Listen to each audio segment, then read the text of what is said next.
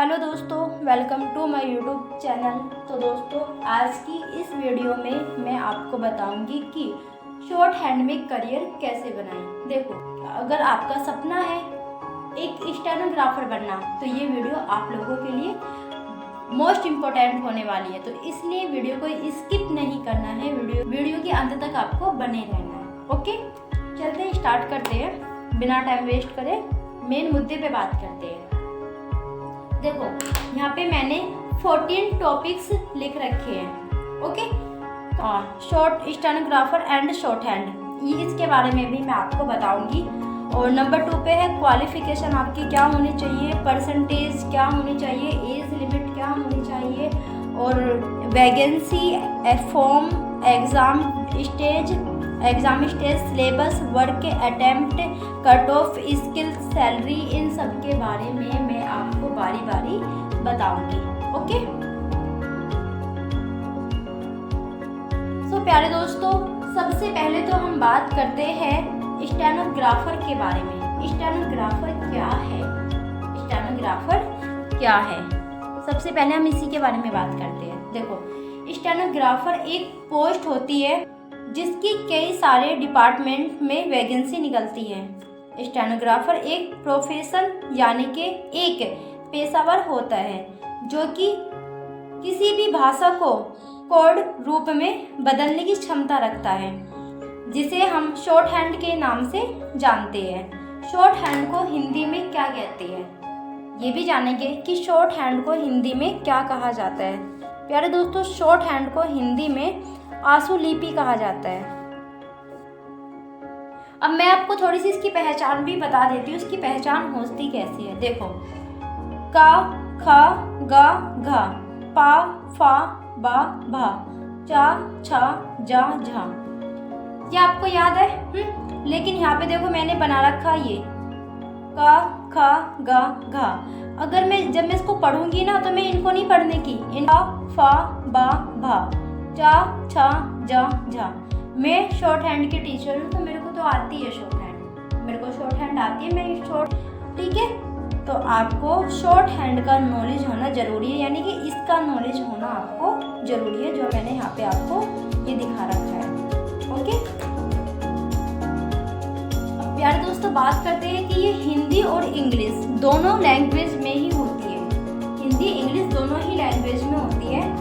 आप दोनों में से किसी भी लैंग्वेज में सीख सकते हो। अगर आपकी हिंदी लैंग्वेज अच्छी है तो आप हिंदी में शॉर्ट हैंड को सीखें, अगर आपकी इंग्लिश लैंग्वेज अच्छी है तो आप इंग्लिश में शॉर्ट हैंड को सीखें। ये नहीं क्वेश्चन आपके पास क्या होना चाहिए।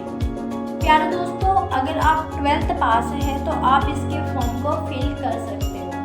ओके, अब यहाँ पे देखो क्या है, चाहे आपने 12th साइंस से किया हो, कॉमर्स से किया हो, आर्ट से किया हो, मैथ्स, फर्क नहीं पड़ता, केवल आप 12th पास हो इतना ही काफ़ी है। साइंस से किया है, कॉमर्स से किया है, आर्ट से किया है, इससे कोई फर्क नहीं पड़ने वाला। केवल और केवल आप 12th पास होने चाहिए, केवल और केवल आप 12th पास होने चाहिए। ओके, यहाँ पे देखो क्या लिखा है, और कुछ वैकेंसी में ग्रेजुएशन भी मांगा जाता है। कुछ वैकेंसी ऐसी होती है जिसमें ग्रेजुएशन को मांगते हैं कि आप ग्रेजुएट हो कि नहीं हो। अगर आप ग्रेजुएट हो तो आप उस फॉर्म को फिल कर सकते हो, अन्यथा नहीं कर सकते। ठीक है, अब बात करते हैं एज लिमिट की। तो प्यारे दोस्तों, एज लिमिट की हम बात करते हैं, यहाँ पे बड़े ध्यान से देखना आप। देखो, एसएससी अगर हम ग्रेड डी की बात करें और एसएससी अगर हम ग्रेड सी की बात करें, तो मैं यहाँ पे दोनों की ही बात करती हूँ, दोनों की ही बताऊंगी आपको। एसएससी ग्रेड डी की बात करें तो 18 to 27 आपकी एज होनी चाहिए। और अगर हम एसएससी ग्रेड सी की बात करें तो 18 to 30 आपकी एज होनी चाहिए। ओके, 3 साल दिए जाते हैं, और SC ST वालों के लिए 5 साल दिए जाता है। ठीक है, 5 साल की छूट दी जाती है। अब आगे चलते हैं, यहाँ पर बात करते हैं। देखो, वैकेंसी इन डिपार्टमेंट, यानी कि इसकी जो वैकेंसी है वो किन किन डिपार्टमेंट में निकलती है। देखो, एसएससी में, रेलवे में, हाई कोर्ट में, डीआरडीओ में, डिफेंस में, सीआरपीएफ में, और ये क्या है, सीआईएसएफ एंड प्राइवेट सेक्टर में भी के लिए अवेलेबल हो। ओके, फॉर्म की बात करें तो अलग अलग डिपार्टमेंट में अलग अलग टाइम होता है। प्यारे दोस्तों, अब बात करते हैं ग्रेड सी और ग्रेड डी कैसे प्राप्त करें। आपको ग्रेड डी में जाना है या ग्रेड सी में जाना है या फिर दोनों ही फॉर्म को फिल करना है, कैसे क्या करें। देखो, फॉर्म भरते समय आपसे पूछा जाता है आप ग्रेड डी ग्रेड सी दोनों के ही फॉर्म को फिल करना चाहते हो या फिर दोनों में से किसी एक का फॉर्म फिल करना चाहते हो, ये आपके ऊपर डिपेंड होता है। ओके, फॉर्म फी कितनी होती है इसके बारे में भी हम जानते हैं। देखो, जनरल ओबीसी वालों के लिए जो फॉर्म फी होती है वो होती है 100 रुपये। ओके, और SC ST वालों की कोई फ़ी नहीं होती, नो फी होती है। और फीमेल जो होती है ऑल कैटेगरी, फीमेल किसी भी कैटेगरी से अगर है तो नो फी, फीमेल की कोई फ़ी नहीं होती है।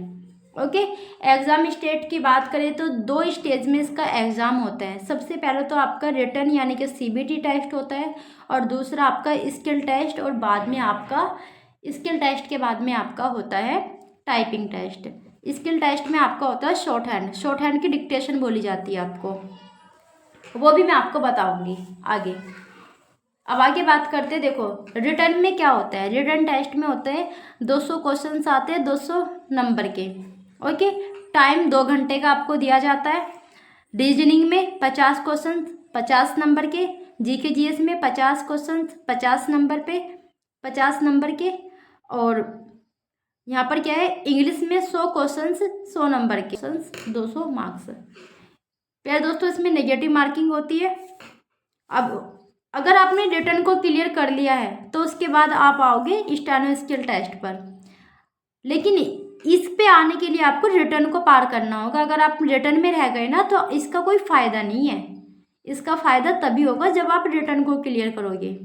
ओके, और मैं आपको ये भी बता दूँ कि इसमें रीजनिंग, जीके जीएस, इंग्लिश में सबसे मस्ट इंग्लिश होती है। आप खुद ही देखो, अकेली ही 100 क्वेश्चन की आ रही है। इंग्लिश पे थोड़ा ज़्यादा ध्यान दे, रीजनिंग का, जीके जीएस का, दोनों का ही लेके आऊँगी। अब देखो प्यारे दोस्तों, यहाँ पे बात करते हैं कि ग्रेड डी में कितने वर्ड्स की हमें डिक्टेशन बोली जाती है और कितने की स्पीड की बोली जाती है, और 10 मिनट में 10 मिनट का मैटर बोला जाता है। 10 मिनट का मैटर बोला जाता है, ठीक है। ग्रेड डी में 800 वर्ड्स की डिक्टेशन बोली जाती है और 80 वर्ड पर मिनट की बोली जाती है, ठीक है। ग्रेड सी में 1000 वर्ड्स की, भाई ये वर्ड्स है, 1000 वर्ड्स की डिक्टेशन बोली जाती है और 100 यानी 100 वर्ड पर मिनट की बोली जाती है। 100 वर्ड पर मिनट की बोली जाती है, यानी कि 100 की स्पीड रहती है। दोनों का ही टाइम 10-10 मिनट का होता है। इसे भी 10 मिनट दिया जाता है और इसे भी 10 मिनट दिया जाता है। ओके, उसके बाद होता है आपका टाइपिंग टेस्ट। टाइपिंग टेस्ट में इंग्लिश टाइपिंग, हिंदी टाइपिंग। देखो, अगर आपने इंग्लिश शॉर्ट हैंड को सीखा है तो आपको वहाँ पे मैटर बोला जाएगा इंग्लिश शॉर्ट हैंड का, ठीक है। आपको वहाँ पे इंग्लिश का मैटर बोला जाएगा। अगर आपने हिंदी शॉर्ट हैंड में सीखा है तो आपको वहाँ पे हिंदी का मैटर बोला जाएगा। ये नहीं कि आपने सीखा तो है इंग्लिश शॉर्ट हैंड को और वहाँ पे आपको हिंदी की डिक्टेशन बोली जाएगी, नहीं। अगर आपने इंग्लिश शॉर्ट हैंड को सीखा है तो आपको वहाँ पे इंग्लिश का ही मैटर दिया जाएगा। ओके, इंग्लिश टाइपिंग में और हिंदी टाइपिंग में टाइम दिया जाता है, उस टाइम की भी हम बात करेंगे यहाँ पर। ग्रेड डी वालों को 50 मिनट दी जाती है इंग्लिश टाइपिंग में और ग्रेड सी वालों को 45 मिनट दी जाती है इंग्लिश टाइपिंग में। बात करते हैं हिंदी टाइपिंग की। ग्रेड डी वालों को 55 मिनट दिए जाते हैं हिंदी टाइपिंग में और हिंदी टाइपिंग में ही ग्रेड सी वालों को 45 मिनट दी जाती है, ठीक है। ग्रेड सी वालों को 45 मिनट दी जाती है। अब प्यारे दोस्तों, बात करते हैं टाइपिंग एरर की। किन किन चीज़ों पर आपको ध्यान देना है। देखो, comma, paragraph, sentence, grammar, capital letter, small letter, इन सब पे आपको ध्यान देना है। अब यहाँ पे बात करते हैं कि तैयारी कैसे करें। तैयारी कैसे करें, देखो, रिटन के साथ साथ आपको रिटर्न के साथ साथ आपको स्टेनो को भी लेकर चलना है। बहुत बच्चे क्या गलती करते हैं कि भाई पहले हम रिटर्न को क्लियर करते हैं, उसके बाद हम ध्यान देंगे शॉर्ट हैंड पर, है ना, उसके बाद शॉर्ट हैंड पर ध्यान देंगे। देखो रिटर्न को अगर आप देते हो 7 से 8 घंटे या फिर आप 9 घंटे, ठीक है, या फिर 9 घंटे, 7 से 8 घंटे या 9 घंटे अगर आप रिटर्न को दे रहे हो तो कम से कम रिटर्न के साथ साथ आपको कम से कम अपनी शॉर्ट हैंड को 2 घंटे देने चाहिए, 2 घंटे देने हैं, 2 घंटे। अगर आपका रिटर्न क्लियर हो चुका तो आपकी स्किल का फ़ायदा तभी है अगर आपको शॉर्ट हैंड आती है। अगर आपका रिटर्न क्लियर हो चुका और आपको शॉर्ट हैंड नहीं आती तो आपके नहीं है। तो तैयारी में बस यही करना है आपको कि रिटर्न के साथ साथ आपको अपने स्किल को भी साथ में लेके चलना है, और प्लस इसकी टाइपिंग पे भी आपको फोकस करना है। ओके प्यारे दोस्तों, आज की इस वीडियो में बस इतना ही। डाउट है तो कमेंट बॉक्स में कमेंट करके बता देना, मैं आपके कमेंट को खुद पढ़ूंगी और उसका जवाब भी दूंगी। एक बात और मैं आपको वीडियो के अंत में बता देती हूँ प्यारे दोस्तों, अगर आपको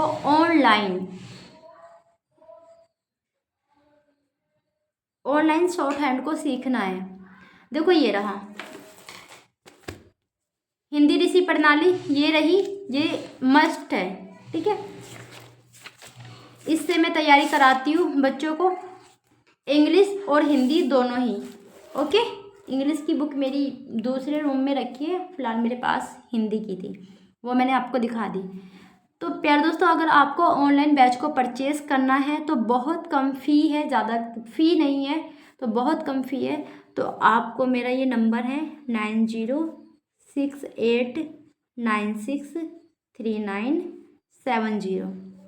9068963970, ये मेरा नंबर है। ओके, इस पर कॉल तो होगा नहीं, इस पर कॉल नहीं होगा, लेकिन वो चला हुआ है और आप व्हाट्सएप पे मुझे मैसेज करके अधिक जानकारी प्राप्त कर सकते हैं। प्यारे दोस्तों, आज की वीडियो यहीं पर समाप्त होती है।